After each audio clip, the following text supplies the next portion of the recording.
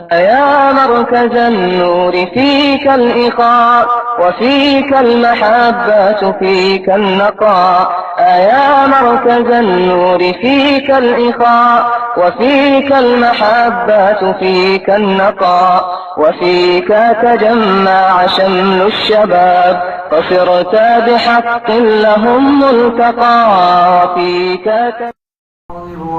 بسم الله الرحمن الرحيم والنازعات غرقا والناشطات نشطا والسابحات سبحا فالسابقات سبقا فالمدبرات أمرا يوم ترجف الراجفة تتبعها الرادفة قلوب يومئذ واجفة أبصارها خاشعة يقولون أئنا لمردودون في الحافرة.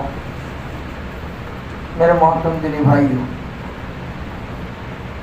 گزشتہ کل ہم نے 30ویں پارے کی پہلی سورۃ النبا پڑھی. اس میں اللہ تبارک و تعالیٰ نے قیامت کا تذکرہ کیا.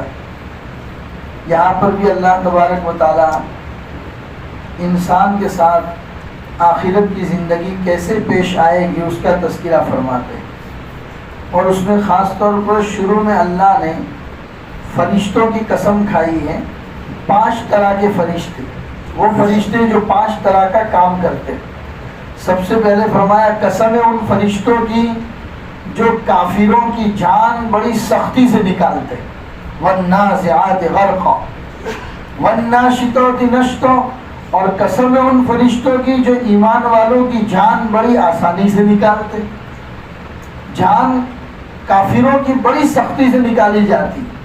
یہ بات الگ ہے کہ سامنے والے کو احساس ہو، دیکھنے والے کو احساس ہو نہ ہو، لیکن جس آدمی کو محسوس کرنا پڑتا ہے اس کو پتہ چل جاتا ہے کہ اس کی جان کتنی سختی سے نکلی.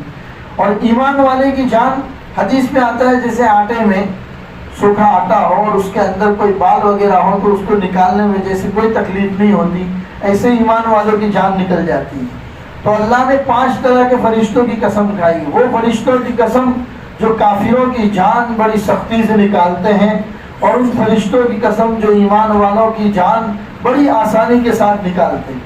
اور نکالنے کے بعد والسابحات سبحا، وہ جان لے کر جب آسمان پر جاتے ہیں تو ایسے جاتے ہیں جیسے کہ کوئی آدمی پانی میں تیرتا ہو.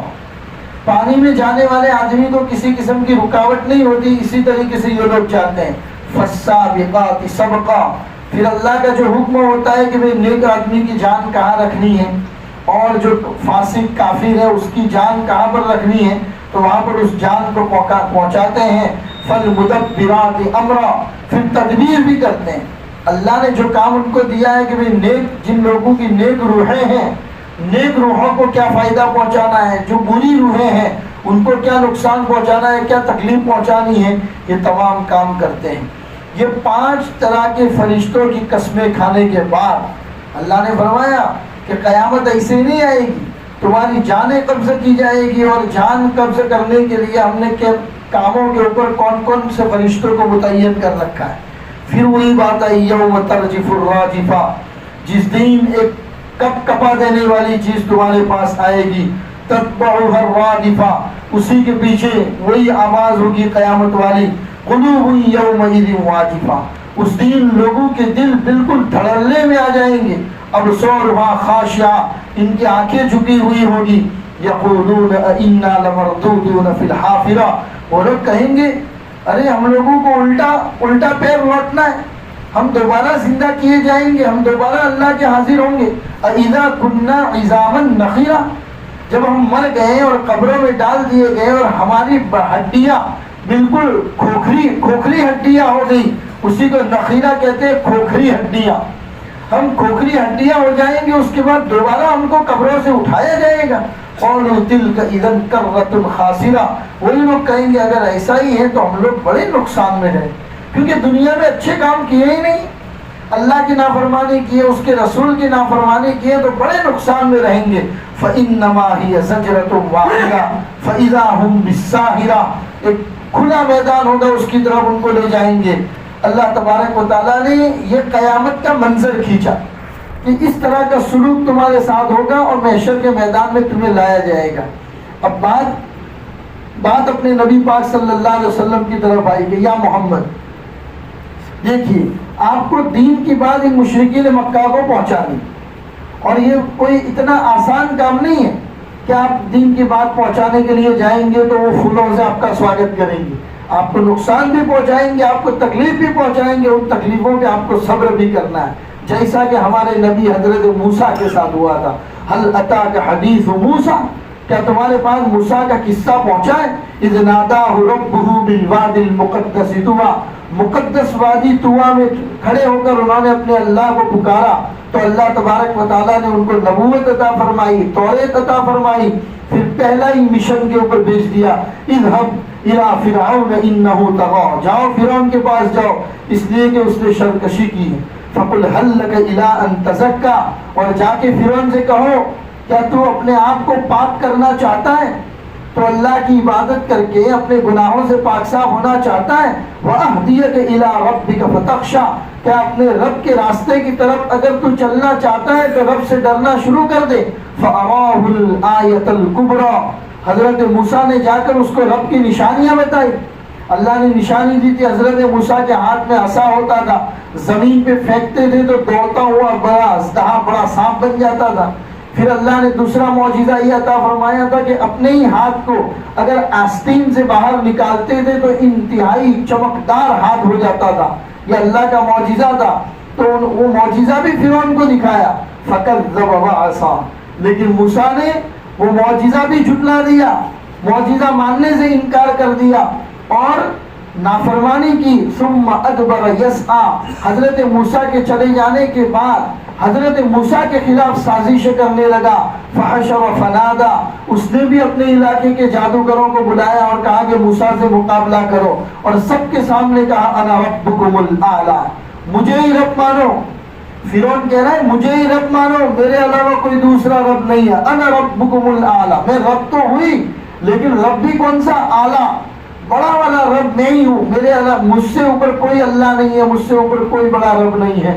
فَأَخَذَ اللَّهُ نَكَالَ الْآخِرَةِ وَالْأُولَىٰ، اللہ فرماتے ہیں کہ ہم نے اس کو آخرت میں تو پکڑیں گے ہی پکڑیں گے، دنیا کے عذاب کے اندر بھی ہم نے اس کو پکڑ لیا۔ نکال، فَأَخَذَهُ اللَّهُ نَكَالَ الْآخِرَةِ وَالْأُولَىٰ، نکال عربی میں کہا جاتا ہے ایسے عذاب میں آدمی کو پکڑ لینا کہ جس کی وجہ سے اس کو دیکھ کے دوسروں کو عبرت ہو۔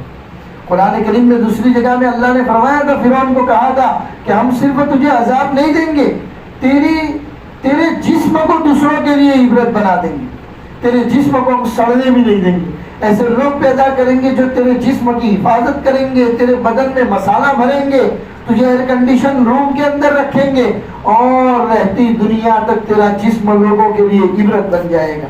چنانچہ آج بھی مصر کے اندر فرعون، کتنے فرعون اس زمانے میں مصر کے ہر بادشاہ کو فرعون کہا جاتا تھا، تو ایک فرعون نہیں کتنے فرعونوں کی لاشیں آج بھی مصر کے اندر رکھی ہوئی ہیں، جن کے اندر ہر سال مسالہ بھرا جاتا ہے، ایئر کنڈیشن روم میں رکھا جاتا ہے، اور اس کی حفاظت یہی لوگ کرتے ہیں، حالانکہ اللہ نے حفاظت کا وعدہ کیا۔ تو اللہ فرماتے ہیں اس فرعون کو ہم نے عبرت کی چیز بنا لیا۔ ان فی ذلک لعبرۃ لمن یخشی، یاد رکھو فرعون کے اس قصے میں عبرت ہے کن لوگوں کے لیے؟ جو اپنے اللہ سے ڈرتے ہیں، رب سے ڈرتے ہیں، ان لوگوں کے لیے عبرت ہے۔ اَأَنْتُمْ أَشَدُّ خَلْقًا أَمِ السَّمَاءُ بَنَاهَا، تم لوگ انکار کرتے ہو کہ مر گئے تو دوبارہ زندہ کیسے ہوں گے، اللہ کیسے ہمیں زندہ کرے گا، قبر میں چلے جائیں گے، ہماری ہڈیاں سڑ جائے گی، کھرکھری ہو جائے گی، پھر کیسے؟ تو اللہ فرماتے ہیں کہ ہم نے تم کو پیدا کیا، ہم نے اتنا بڑا آسمان پیدا کیا، زمین پیدا کی، جب یہ زمین اور آسمان کو پیدا کرنا ہمیں مشکل نہیں پڑا تو تمہیں پیدا کرنا کون سا مشکل پڑے گا؟ أَأَنْتُمْ أَشَدُّ خَلْقًا أَمِ السَّمَاءُ بَنَاهَا رَفَعَ سَمْكَهَا فَسَوَّاهَا، دیکھتے ہو آسمان کو، کتنا اونچا آسمان ہم نے بنایا، کوئی ستون اس میں نہیں ہے، برابر کیا۔ وَأَغْطَشَ لَيْلَهَا وَأَخْرَجَ ضُحَاهَا، ہم رات بھی لاتے ہیں تاکہ تمہیں سکون ملے، پھر رات کو ہٹاتے ہیں اور اس کے بعد دین لاتے ہیں، یہ پورا نظام ہمارا چلتا ہے۔ وَالْأَرْضَ بَعْدَ ذَلِكَ دَحَاهَا، پھر اس زمین کو ہم نے تمہارے لیے بچھا دیا، جس زمین کے اوپر تم آرام کرتے ہو، کروٹیں بدلتے ہو، اگر ہم چاہتے تو زمین کو کھردری بنا دیتے، تم اپنے جسم کو لیٹا بھی نہیں سکتے تھے اس کے اوپر، اگر زمین پر آرام کرنے جاتے ہم زمین کو ہلا دیتے، ہلکا سا 3-4 پوائنٹ کا زلزلہ آ جاتا ہے ہمارا دل ہل کر رکھ جاتا ہے. اللہ فرماتے ہیں زمین کو ہم نے ستھر بنا دیا. وَالْأَرْضَ بَعْدَ ذَلِكَ دَحَاهَا أَخْرَجَ مِنْهَا مَاءَهَا وَمَرْعَاهَا. اسی زمین سے پھر ہم نے تمہارے لیے پانی نکالا, چارہ نکالا. وَالْجِبَالَ أَرْسَاهَا, بڑے بڑے پہاڑوں کو ہم نے قائم کیا.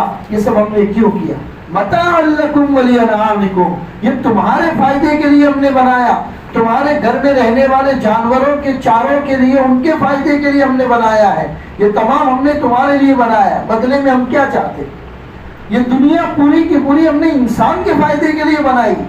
اللہ نے فرمایا دنیا کی کسی چیز کی مجھے ضرورت نہیں ہے, مجھے تو ضرورت اتنی ہے کہ میرا پیدا کیا ہوا انسان میری عبادت کرے. بس یہ پوری کائنات میں نے تمہارے لیے بنائی اور تمہیں میں نے اپنے لیے بنایا. اللہ یہی فرمانا چاہتے, پوری دنیا تمہارے لیے بنائی اور تمہیں میں نے اپنے لیے بنایا. تم میری عبادت کرو, اس کے علاوہ مجھے کوئی کسی چیز کی ضرورت نہیں ہے. فَإِذَا جَاءَتِ الطَّامَّةُ الْكُبْرَى, یاد کرو اس دن کو جو انتہائی بڑا ہنگامہ ہونے والا ہے. یوم یتذکر الانسان ما سعی, اس وقت ہر انسان اپنے کرتوت کو یاد کرے گا, چاہے وہ اچھے ہوں یا برے. دنیا میں جو بھی چیزیں ہوگی اس کو یاد کرے گا. وَبُرِّزَتِ الْجَحِيمُ لِمَنْ يَرَى, اور اس وقت دوزخ ان کے سامنے ظاہر کی جائے گی. فَأَمَّا مَنْ طَغَى, چنانچہ جس نے سرکشی کی. وَآثَرَ الْحَيَاةَ الدُّنْيَا, اور دنیا کی زندگی ہی کو اس نے بہتر سمجھا. فَإِنَّ الْجَحِيمَ هِيَ الْمَأْوَى, تو جہنم ہی ایسے لوگوں کا ٹھکانہ ہے. جہنم, کیونکہ دنیا میں ہم نے تمہیں 50-60 سال کی زندگی دی تھی, اس میں بھی ہوش تم نے سنبھالا تھا 20 سال کے بعد. 20 سال تک تو تم نے بچپن میں گزارے تھے, تو تمہارے ہوش سنبھالنے کے بعد کی زندگی 30-40-35 سال کی زندگی تھی. اس میں بھی تم نے ہماری نافرمانی. ہم نے تو تمہیں اچھا پہننے سے کبھی نہیں روکا, اچھا کھانے پینے سے نہیں روکا, روزی کمانے سے نہیں روکا, دنیا میں پھرنے سے نہیں روکا, ہر چیز سے فائدہ اٹھانے کی اجازت دی. بس خالی اتنا کہا کہ عبادت آپ میری کرو, فرما برداری میری کرو, محمد الرسول اللہ کے فرامین کو مانو. اس کے علاوہ تو ہم نے تم سے کچھ نہیں مانگا تھا. پھر بھی تم نے دنیا کی زندگی کو ترجیح دی اور اللہ اور اس کے رسول کی باتوں کو جھٹلا دیا, تو جاؤ جہنم ہی تمہارا ٹھکانہ ہے. وَأَمَّا مَنْ خَافَ مَقَامَ رَبِّهِ, اور جو آدمی اپنے رب کے سامنے کھڑے ہونے سے ڈرا. وَنَهَى النَّفْسَ عَنِ الْهَوَىٰ, اور اپنے نفس کو خواہشات سے بچایا. فَإِنَّ الْجَنَّةَ هِيَ الْمَأْوَىٰ, تو ایسے لوگوں کے لیے جنت ٹھکانہ ہے. اللہ فرماتے دنیا کے اندر اپنی خواہشات کو آگے پیچھے کر دے. اللہ نے یہ نہیں کہا بھوکا رہنا ہے, کمانا نہیں ہے, اچھا نہیں پہننا, اچھا کھانا نہیں ہے, دنیا میں گھومنا نہیں ہے, اچھی گاڑی استعمال نہیں کرنی ہے, ایسا کچھ نہیں کہا. دنیا کی تمام چیزوں سے فائدہ اٹھاؤ, بلکہ فرمایا وَأَمَّا بِنِعْمَةِ رَبِّكَ فَحَدِّثْ. اللہ نے جب بندے کو پیسے دیے, روپیہ پیسہ دیا, اور وہ روپیہ پیسہ اپنے بدن پہ خرچ کرتا ہے, اچھا پہنتا ہے, اچھا کھاتا پیتا ہے, تو اس کو اچھی حالت میں دیکھ کے اللہ خوش ہوتے. اللہ نے منع نہیں کیا, اللہ نے تو کہا ہے نعمت ہے استعمال کرو, نافرمانی مت کرو. چاہے جس نے بھی بڑی حالت کے اندر رہو, اپنے اللہ کو کبھی مت بھولو, اپنے اللہ کی نعمتوں کو یاد کرو. تو اپنے رب کے سامنے کھڑے ہونے سے ڈرا اور اپنے خواہشات کو دبا دیا. فَإِنَّ الْجَنَّةَ هِيَ الْمَأْوَىٰ, تو جنت ہی ایسے لوگوں کا ٹھکانہ ہے. يَسْأَلُونَكَ عَنِ السَّاعَةِ أَيَّانَ مُرْسَاهَا, اے محمد یہ لوگ آپ کے پاس آ کے پوچھتے ہیں قیامت کے بارے میں کہ قیامت کب آنے والی ہے.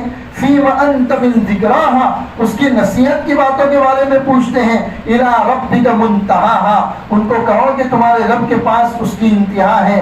إِنَّمَا أَنْتَ مُنْذِرُ مَنْ يَخْشَاهَا, جو بھی آدمی ڈرتا ہے اللہ نے اس کے لیے اس کو نصیحت کی چیز بنایا ہے. كَأَنَّهُمْ يَوْمَ يَرَوْنَهَا لَمْ يَلْبَثُوا إِلَّا عَشِيَّةً أَوْ ضُحَاهَا.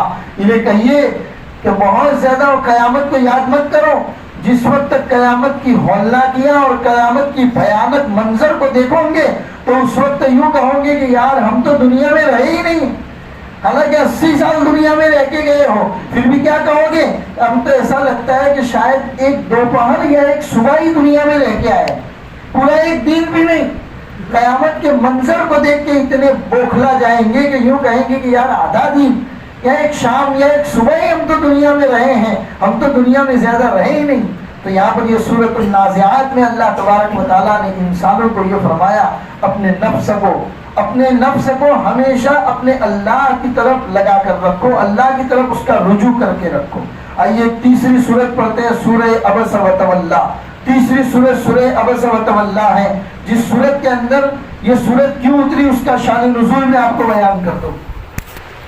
نبی پاک صلی اللہ علیہ وسلم اپنے صحابہ کو تو دین کی باتیں بتاتے ہی تھے، صحابہ تو جب بھی چاہتے اللہ کے رسول کے پاس مسجد نبوی میں آ جاتے تھے، لیکن اس کے علاوہ مکہ کے جو بڑے بڑے سردار تھے جو ابھی تک ایمان نہیں لائے تھے، جیسے کہ ابو جہل ہے، خود اللہ کے رسول کے چچا ہیں حضرت عباس، اور اسی طریقے سے دوسرے مکہ کے بڑے بڑے سردار تھے جو ایمان نہیں لائے تھے، تو کبھی کبھی اللہ کے رسول چاہتے تھے کہ ان کو کچھ کر کے قریب کیا جائے، میرے پاس آ کے بیٹھے تو میں ان کو دین کی باتیں بتاؤں، ہو سکتا ہے کہ اللہ ان کو ہدایت دے دے۔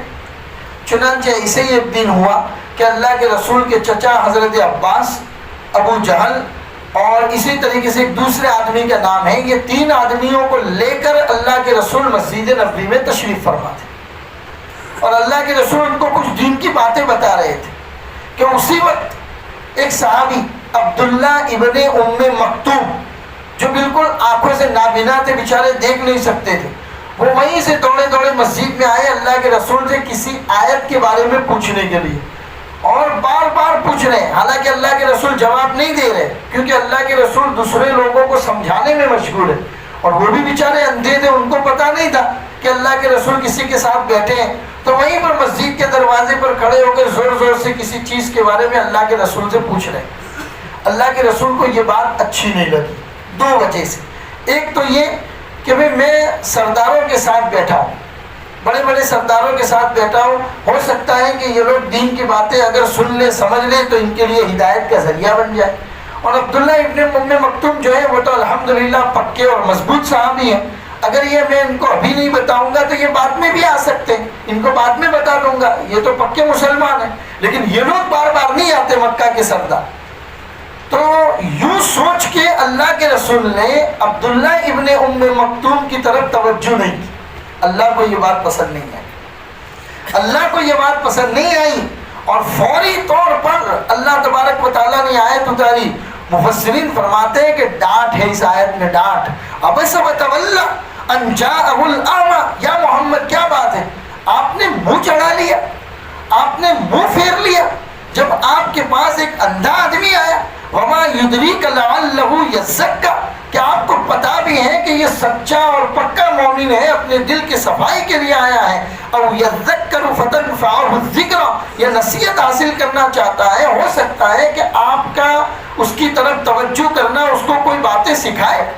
اما من استغنی، اور جو لوگ آپ کے پاس بیٹھے ہیں ان کو تو پرواہ ہی نہیں، جو لوگ آپ کے پاس آئے ہیں مکہ کے سردار، ان کو تو دین سیکھنے کی کوئی پرواہ نہیں ہے، آپ نے ان کا خیال رکھتے ہوئے ہمارے ایک نیک صحابی کی طرف آپ نے توجہ نہیں کی، یہ بات ہم کو پسند نہیں ہے۔ اللہ کے رسول صلی اللہ علیہ وسلم اس آیت کے اترنے کے بعد دوڑے دوڑے گئے اور عبداللہ ابن ام مکتوم کو اپنے سے قریب کیا اور اپنی بے توجہی کی معافی مانگی کہ عبداللہ ابن مکتوم، ارے بھائی کیسے آدمی ہو، اللہ سے ڈانٹ پلائی تم نے مجھے، اللہ سے ڈانٹ پلائی، تم تو چلے گئے، اللہ نے میرے لیے ڈانٹ کی آیتیں اتار دی۔ تو ان آیتوں کے اندر اللہ تبارک و تعالیٰ یہ فرماتے ہیں کہ یاد رکھو، جو لوگ پکے اور سچے مومن ہیں، جو بیچارے دل سے آپ کی عزت کرتے ہیں، آپ کا احترام کرتے ہیں، آپ کو نبی اللہ مانتے، رسول اللہ مانتے ہیں، تو آپ کی توجہ 99% ان کی طرف ہونی چاہیے۔ ہاں، جو لوگ آتے ہیں تو کوئی بات الگ ہے، جو لوگ اسلام سیکھنا ہی نہیں چاہتے، محمد رسول اللہ اور اللہ کو ماننے کے لیے تیار نہیں ہے، آپ ان کی طرف توجہ دیتے۔ تو اللہ تبارک و تعالیٰ نے نبی پاک صلی اللہ علیہ وسلم نے کو فرمایا کہ نہیں، توجہ آپ کی ہمارے اس صحابی کی طرف ہونی چاہیے۔ وَأَمَّا مَنْ جَاءَكَ يَسْعَىٰ وَهُوَ يَخْشَىٰ فَأَنْتَ عَنْهُ تَلَهَّىٰ كَلَّا إِنَّهَا تَذْكِرَةٌ، ان کو بتاؤ کہ یہ قرآن انتہائی نصیحت کی کتاب ہے۔ فَمَنْ شَاءَ ذَكَرَهُ، جو چاہے اس کو پکڑے اور نصیحت حاصل کرے، یہ کوئی چھوٹی موٹی کتاب نہیں ہے۔ فی صحف مکرمہ، صحف مکرمہ یعنی اللہ کے لوح محفوظ کے اندر بڑی حفاظت کے ساتھ اس کو رکھا ہوا تھا۔ مرفوعۃ مطہرہ، بڑی پاکیزہ چیزوں کے اندر اس کو اٹھایا ہوا تھا۔ ناپاک لوگوں کو اٹھانے کی اجازت نہیں ہے، بغیر وضو کے نہیں اٹھا سکتے، عورت حیض اور نفاس اور ناپاکی کی حالت میں عورت اس کو ہاتھ بھی نہیں لگا سکتی. یہ پاکیزہ کتاب ہے, اس کو پاکیزگی کی حالت میں ہاتھ لگایا جا سکتا ہے.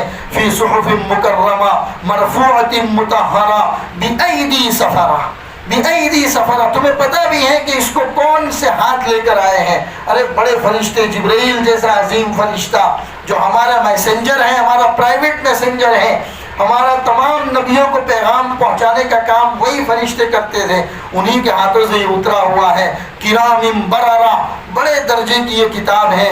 قتل الانسان ما اکفرہ. اب اگر آگے اللہ فرماتے ہیں کہ ناشکرہ ہو انسان, اس انسان کا بھلا نہ ہو کہ اللہ نے قرآن جیسی عظیم دولت عطا فرمائی ہے, اس کی طرف توجہ چھوڑ کے دنیا کے پیچھے بھاگ رہا ہے.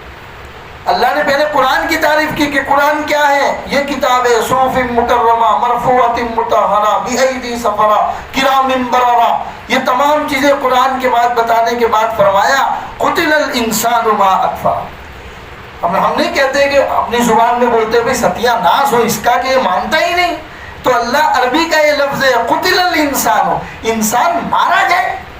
قرآن جیسے عظیم چیز ہے اس کی طرف اس کی توجہ نہیں ہے اور دنیا کی طرف بھاگ رہا ہے. قتل الانسان ما اکفرہ.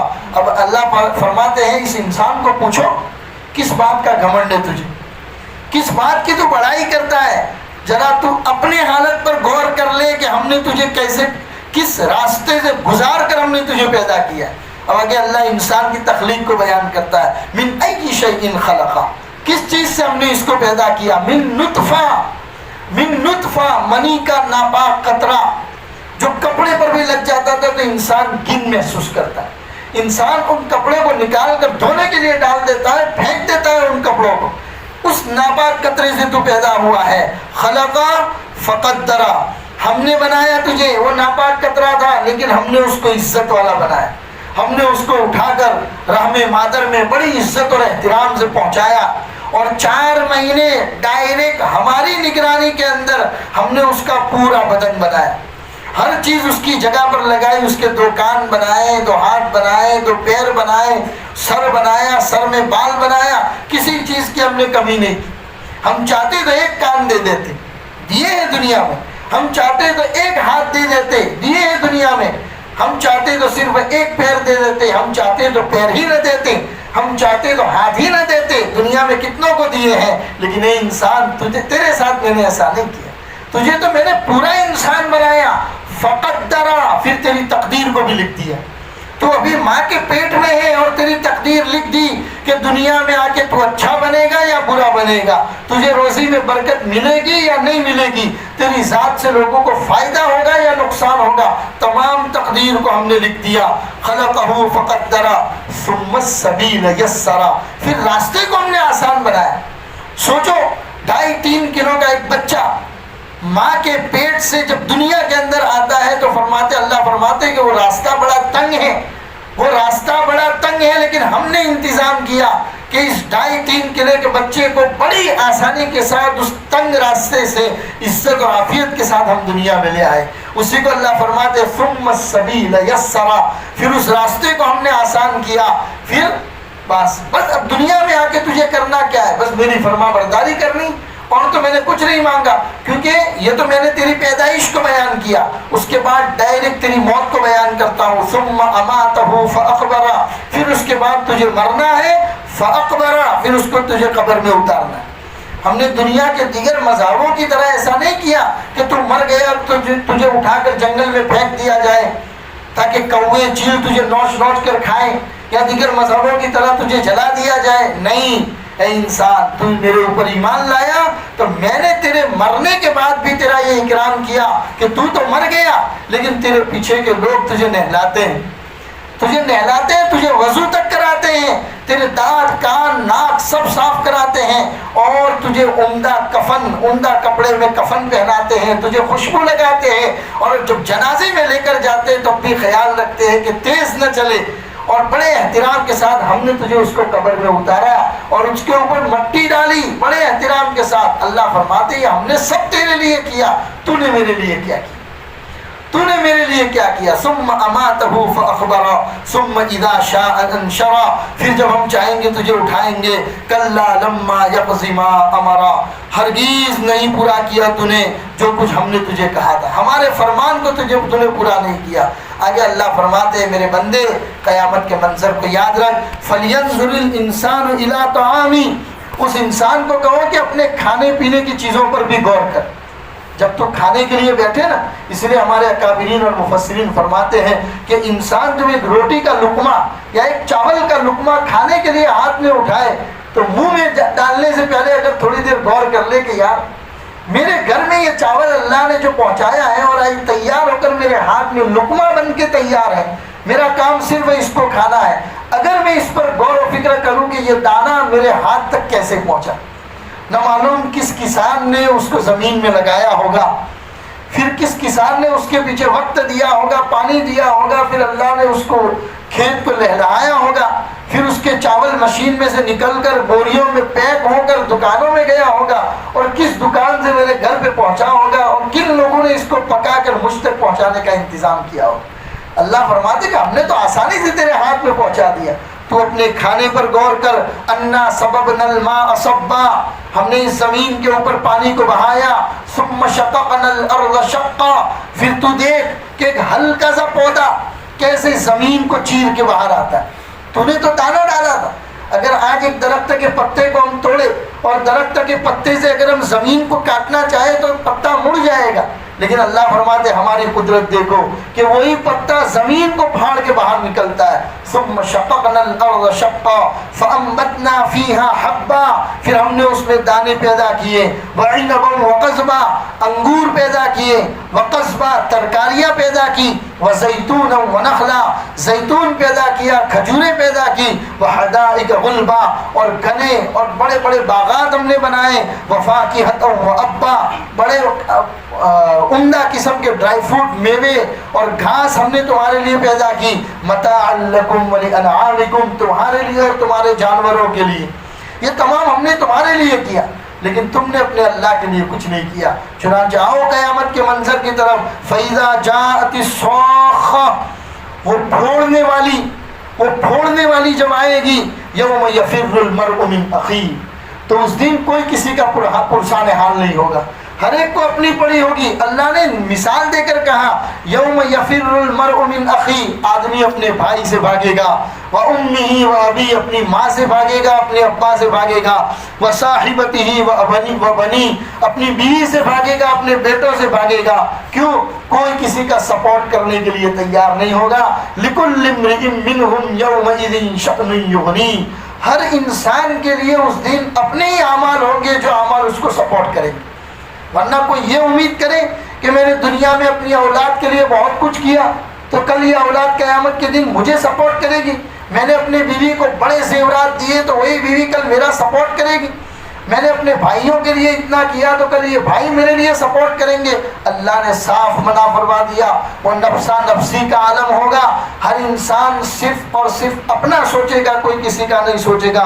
وجوہ یومئذ مسفرہ، اس دن کا منظر یہ ہوگا کہ کتنے چہرے اس دن روشن ہوں گے، جنہوں نے اچھے کام کیے ہوں گے ان کے چہرے روشن ہوں گے، ضاحکۃ مستبشرہ، ہنستے ہوئے ہوں گے، ایک دوسرے کو خوشخبری دے رہے ہوں گے۔ اللہ اس میں ہم لوگوں کا شمار فرمائے، اللہ ہم لوگوں کو اس میں شامل فرمائے۔ اور آگے ووجوہ یومئذ علیہا غبرہ، اور کتنے منہ اس دن ایسے ہوں گے کہ جن کے اوپر ایسا لگتا ہے مٹی پڑی ہوئی ہوگی، وہ روشن نہیں ہوں گے، وہ کالے ہوں گے، ان کے اوپر مٹی اور گرد و غبار پڑی ہوئی ہوگی۔ ترہقھا قطرہ، ان کے اوپر سیاہی کالا پن چھایا ہوا ہوگا۔ اولئک ھم الکفرۃ الفجرہ، اللہ فرمائیں گے یہی تو لوگ ہیں جو دنیا میں منکر تھے، ہماری باتوں کو ٹھکراتے تھے، اور بالکل آسان زبان میں اگر اس کا ترجمہ کیا جائے تو یہ ہوگا کہ اللہ یہ فرمائیں گے اولئک ھم الکفرۃ الفجرہ، یہی لوگ تو دنیا کے ڈھیٹھ لوگ تھے، جس کو ہم اپنی زبان میں بولتے ہیں انتہائی ڈھیٹھ آدمی ہے، تو کسی کی بات سننا نہیں چاہتا۔ اللہ فرماتے میں نے جب تیری پیدائش کو بیان کیا، دنیا میں تیرے لیے کون سی نعمتیں پیدا کی ہے اس کا میں نے تذکرہ کیا، میں نے یہ سب تیرے لیے پیدا کیا، تجھے میں نے اپنے لیے پیدا کیا۔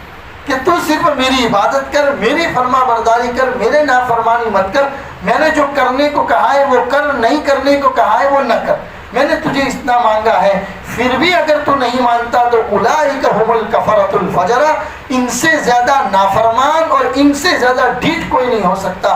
اللہ ایسے لوگوں میں شامل ہونے سے ہماری حفاظت فرمائے، ہماری اولاد اور ہماری نسلوں کی حفاظت فرمائے، ہمارے والدین کی بھی حفاظت فرمائے۔ تو میرے بھائیو، دو صورتیں آج آپ کے سامنے ہوئی، سورہ والنازعات اور سورہ عبس وتولی۔ دونوں صورتوں کے اندر ہم بندوں کو اللہ نے اسی بات کا پیغام دیا ہے کہ ہمیں جب بھی اللہ کی کسی نعمت کو استعمال کرے تو اپنے اللہ کو یاد کرے۔ کھانے کی دعا کیوں سکھائی؟ بسم اللہ وعلی برکت اللہ کیوں سکھائی بھائی؟ تاکہ کھانا کھائے تو اس کے دماغ میں یہ بات بیٹھی ہوئی ہو، دماغ میں یہ بات بیٹھی ہوئی ہو کہ یہ تمام اللہ ہی کا پیدا کردہ۔ اس لیے ہمارے بعض لوگ ہوا کرتے تھے مفسرین کہ اپنے گھر کے اندر ہمیشہ دیوار پر فَبِأَيِّ آلَاءِ رَبِّكُمَا تُكَذِّبَانِ لکھا ہوا رہتے تھے، اور کہتے تھے کہ جب بھی کوئی چیز دیکھتے، اچھا گھر جب اللہ نے بنوایا اور جب گھر میں جاتے ہیں تو دیکھتے ہیں فَبِأَيِّ آلَاءِ رَبِّكُمَا تُكَذِّبَانِ، یہ نعمتیں اللہ نے تمہارے لیے پیدا کی ہیں، تم اللہ کی کون کون سی نعمتوں کو جھٹلاؤ گے؟ فَبِأَيِّ آلَاءِ رَبِّكُمَا تُكَذِّبَانِ، اللہ کی کون کون سی نعمتوں کو جھٹلاؤں گے؟ گاڑی بھی اللہ نے دی ہے، چھوٹا فَبِأَيِّ آلَاء وہاں پر بھی لگا دو تاکہ یاد کرو تو اللہ کا شکر دماغ سے نکل جائے۔ اچھا کپڑا پہنو تو اس وقت بھی اللہ کی نعمت کو یاد کرو، اور خدا کا وعدہ ہے میرے بھائیوں، میرے اللہ فرماتے ہیں یاد رکھو میری نعمت کا شکر ادا کرو گے میں ڈبل سے کہیں زیادہ دوں گا۔ آج ہم لوگوں کی زندگی میں کیا ناشکری بہت آ گئی، زبان سے نہیں بولتے تو باڈی لینگویج سے ناشکری کرتے ہیں۔ کتنی نعمتیں اللہ نے دی ہو اس کو استعمال بھی کرتے ہیں، اگر کہیں پر کوئی کمی آ گئی تو فوراً ناشکری ہماری زبان سے نکل جاتی ہے۔ اللہ ناشکرے بندوں میں شامل ہونے سے ہماری حفاظت فرمائے، شکر گزار بندوں میں اللہ ہمارا شمار فرمائے، اور اپنی نعمتوں میں اللہ ہم سب کے لیے اضافہ فرمائے۔ وصلی اللہ علی النبی الکریم وعلی آلہ واصحابہ اجمعین برحمتک یا ارحم الراحمین۔